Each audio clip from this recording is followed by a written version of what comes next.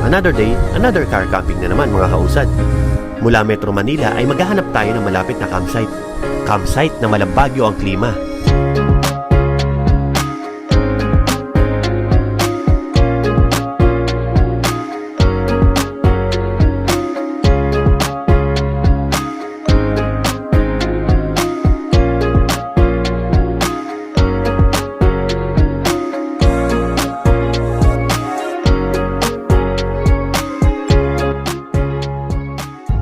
From C6 Road ang daan natin, papunta tayo ng Antipolo, and then sa Antipolo naman tatagos tayo na papuntang Marilake, kasi yung campsite na pupuntahan natin ay malapit dun sa may Marilake. So magpapagas muna tayo. Yan, magpapagas muna tayo. Kakahanap natin ng gas na mura. Dito tayo sa pinakamahal talaga na punta, dito sa may Boso-Boso, dito sa may Shell. Unleaded po.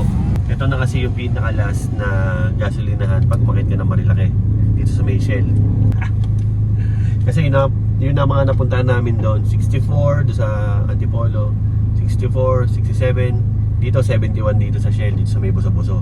Kaya kami nagpagas dito kasi ito na yung pinaka-last gas station dito sa Boso-Boso.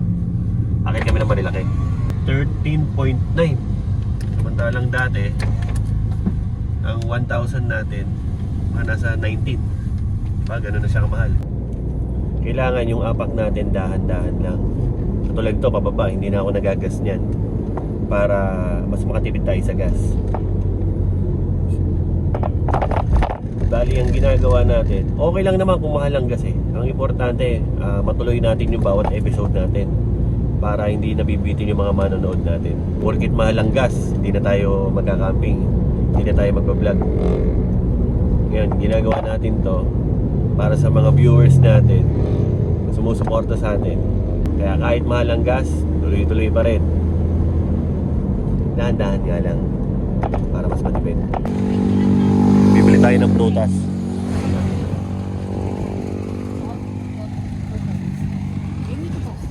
Then ito po. Magkano daw, B? B? Gano? 210 lahat. 210 lahat.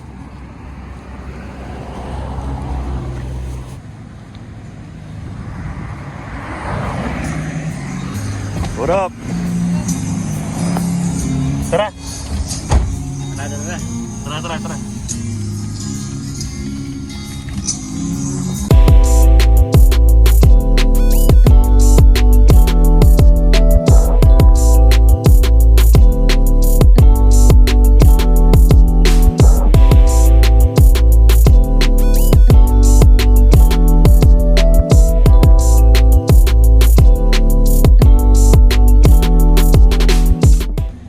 Miss, magkano yan? Ito big. Ayan, sige. Go, pwede na yan. Chicken na to. Oo. Para magustuhan ni Morissette. Magkano po yung ganito? Namili muna kami ng mga meat and fish. Ikaw na bahala kung ilang sibuyas.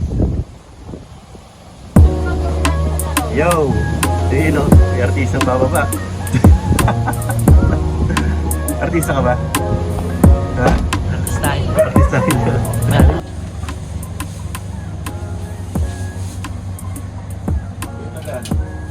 Bigas, yung nagwa 100. 100 lang. Hindi, 100, 3 kilo. Jasmine na meron. Bigas, 100, 3 kilo pala.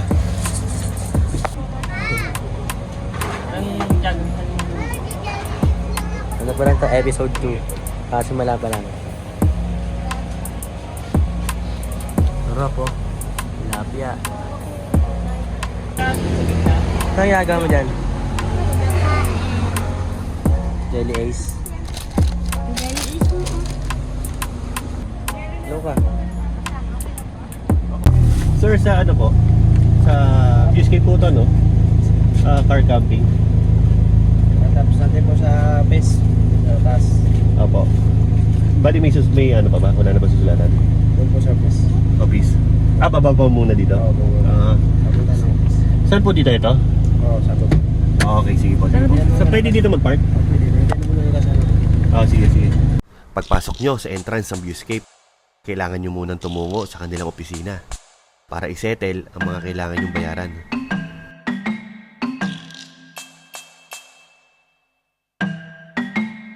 Narito ang mga listahan na pwede nyo pagpilian.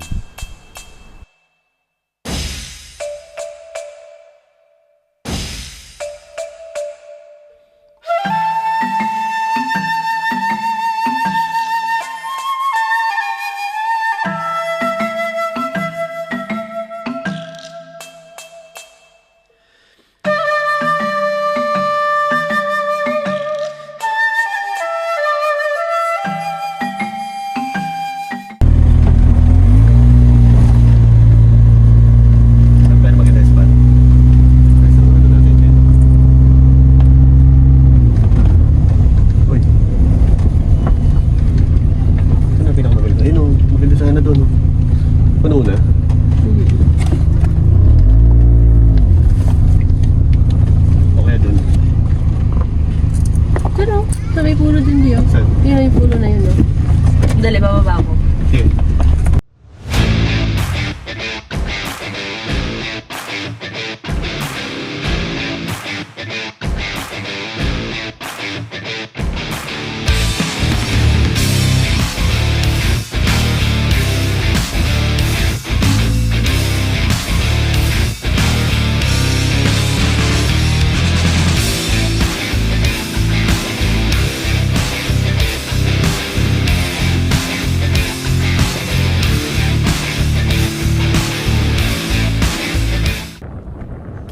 Grabe, sobrang lakas ng hangin. Nahirapan kami magtayo ng tent kasi nililipad yung tent. Ito talaga yung mga kalaban ng mga nagka-camping. Yung sobrang lakas ng hangin. Kailangan tulong-tulong talaga kayo.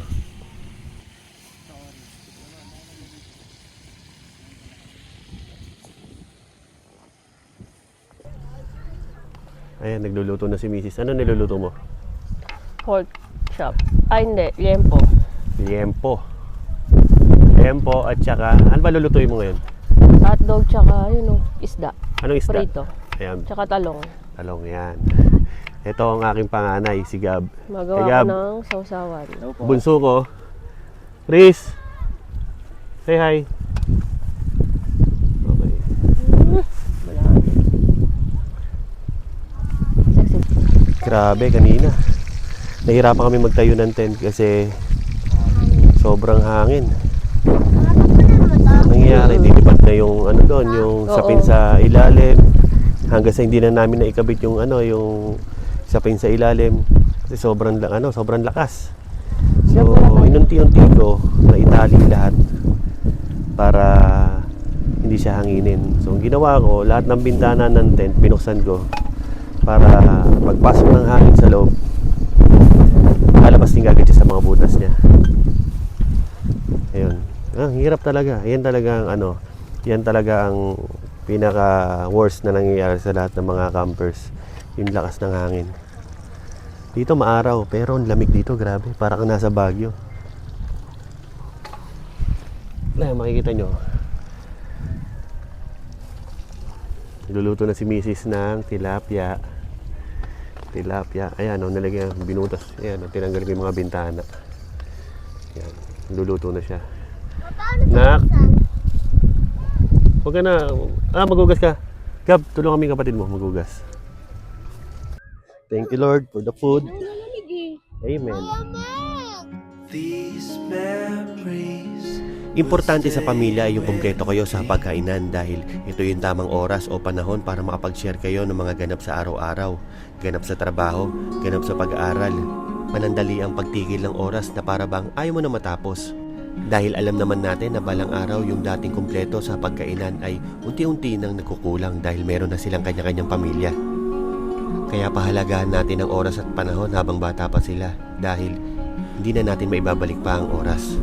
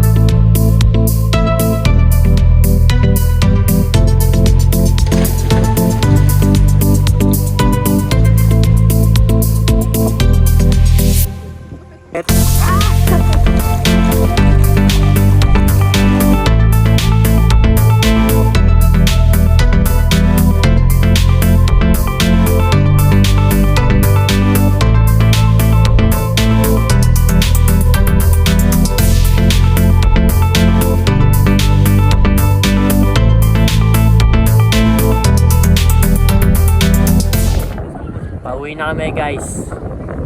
Kakatapos lang namin mag-swimming. Alas 11 na rin eh. Nag-swimming eh. Tapos nag-swimming. Bigla nag-swimming eh. Pabalik na kami sa tent. Nakatulog na yung bunso ko. Grabe. Grabe lakas ng hangin sa labas. Kung papansin mo yung tent namin, no? Grabe. Oh. Kaya no. Sobrang lamig. Ay.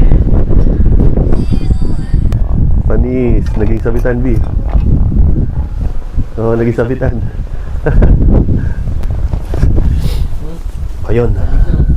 Kaya nga eh. Kaya dito, pagka magkakape ka, para tayo nasa Baguio eh. Kung magkakape ka, dapat ubusin mo na kagad. Oh, wala na, B. Malamig na. Pambihira, ang lamig na. Para tayo hindi nagkape. Oh. Pambihira oh. Wala na kagad. Wala na kagad. Grabe lamig dito, para ka nasa Baguio. Grabe oh. 20. Malamig talaga. Tapos sasabayan pa ng sobrang lakas ng hangin. Pero okay lang. Kasi Tignan mo, pag mga 19, mga 11, 12, 1, 19 yung okay lang yung ambience. Tulog yung bata eh. Si Morse tulog.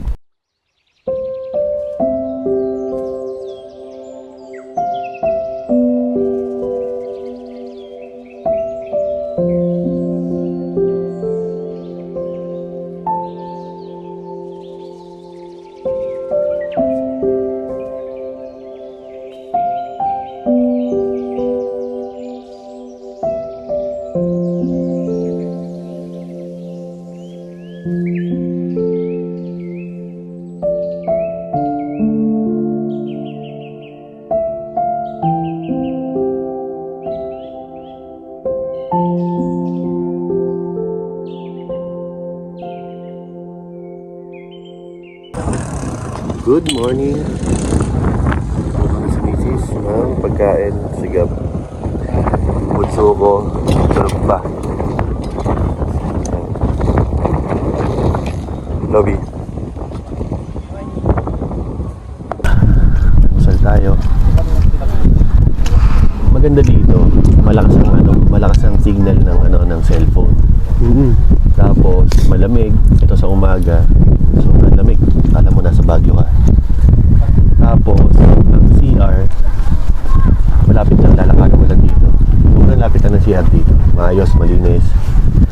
Tapos ang kunwari bibili kayo ng yelo, mga frozen food or mga isda, diyan lang sa may labas. Pagbaba mo lang dyan, meron ka dyan mabibilan, pati mga bigas.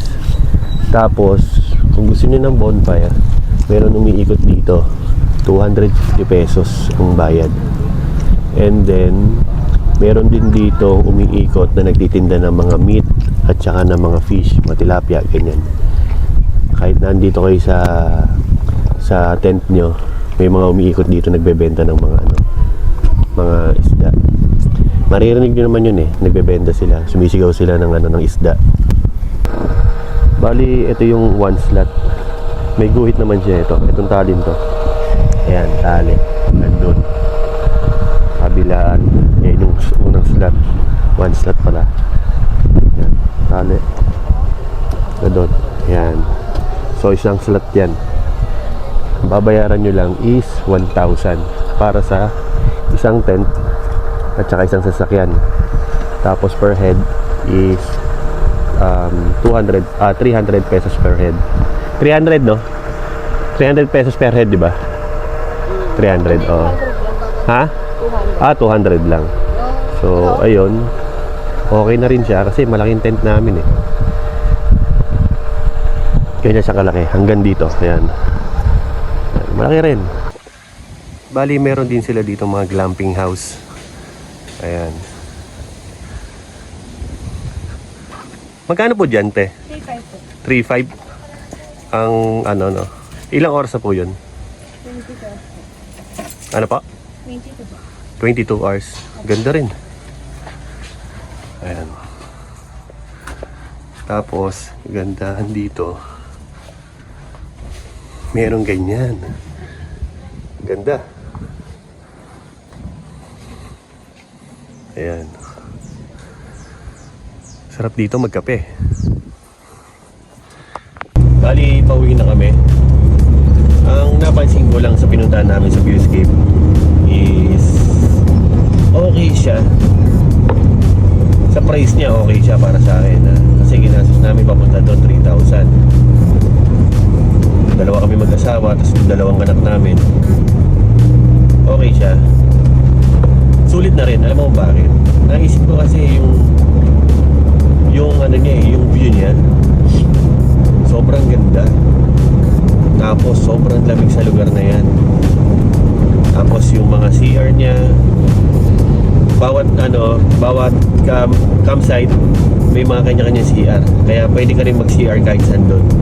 Maganda yung CR niya. Pwede rin mag-check-in. Oo. Pwede ka mag-check-in. Sa day tour, ang ano nila is 200 pesos per head. Pagka sa gabi naman 300 pesos pag overnight per head. Ngayon sa amin, ang kinuha namin car camping, 1,000 pesos, may kasama na siyang tent. Ang tent na inaalaw nila is 2 to 3 person. Dalawang tent, 2 to 3 person. So 6 yun. Tapos meron kang isang car. Malaki yung ano nila eh. Malaki yung tawag dito, yung space nila. Isip ko nga, dapat biyongsan ko na yung owning tent na sasakyan eh. And then, sa mga senior, may discount pag nagpunta kayo doon. Sa car camping, anytime pwede kang pumunta. Pero, ang checkout nyo kinabukasan is 11 a.m. 11 a.m. Pag day tour, pupunta ka doon 6 a.m. hanggang 7 p.m. 200 pagka day tour, 300 pagka overnight, kagabi. Para sa akin, sulit na yon. Kasi ang ganda eh. Tapos yung swimming pool, may bayad. 200 per head din yon. Okay siya, maganda siya. Signal. Oo yun, malakas ang signal niya, kaya okay siya. Tapos pagka may dala kayong tent, nakamotor kayo, pwede rin. Kasi ang parking ng motor is 50 pesos. Sa sasakyan naman is 100 pesos. Hindi ako nagkakamali ah. Tapos ang tent pitching is parang nasa 350 ata, parang ganun. So ayun, sana nag-enjoy kayo sa pagtutur namin sa inyo dito sa May Tanay Rizal Viewscape Nature Park. Kita-kita ulit tayo sa susunod na episode. Bye-bye!